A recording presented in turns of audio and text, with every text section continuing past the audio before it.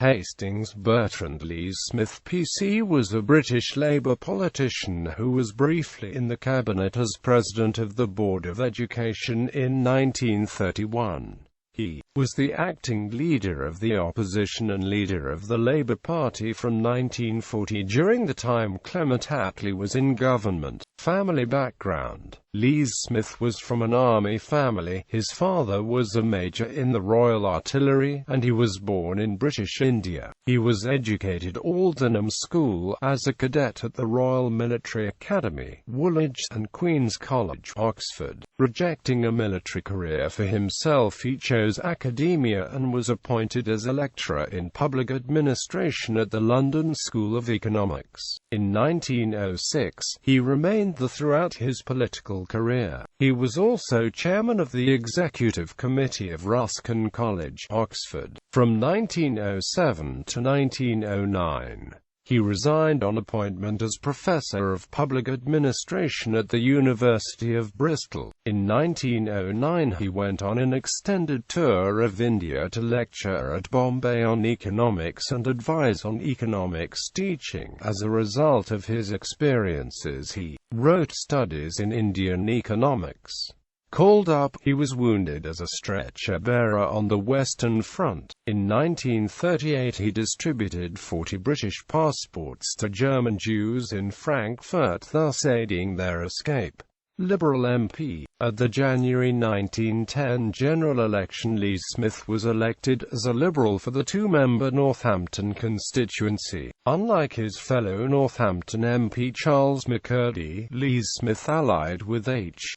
Asquith rather than David Lloyd George in the Liberal split during the First World War, and as a consequence was not offered support by the coalition in the 1918 general election. Rather than defend Northampton, he moved to the new Don Valley constituency but lost to a coalition-supported National Democratic and Labour Party candidate, indicating his estrangement from the Liberal Party. He fought as an independent radical, although he had been adopted by the local Liberal Association.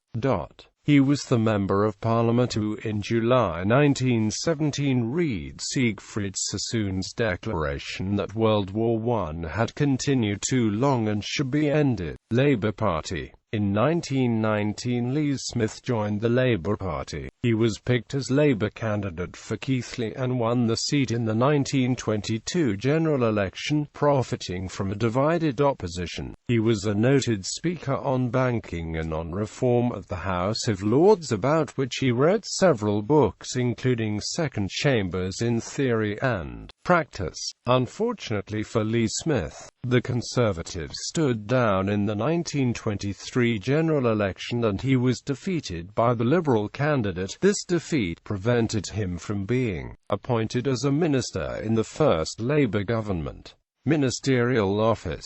The collapse of the Liberal Party in the 1924 general election meant that Lees-Smith was able to win his seat back and he was swiftly appointed to a front-bench role. When Labour returned to office in 1929, he was made Postmaster General, where he defended the nationalised post office and tried to smarten up the post office counters. In a reshuffle in March 1931 he was promoted to President of the Board of Education and sworn of the Privy Council. He had only a brief time in office before the government fell, and Lees-Smith refused to follow Ramsay MacDonald into the national government. Defeated again in 1931, Lees-Smith again won his seat back in 1935. He served on the front bench but was not invited by Winston Churchill to join the coalition government. In 1940, as one of the most senior Labour figures not in office,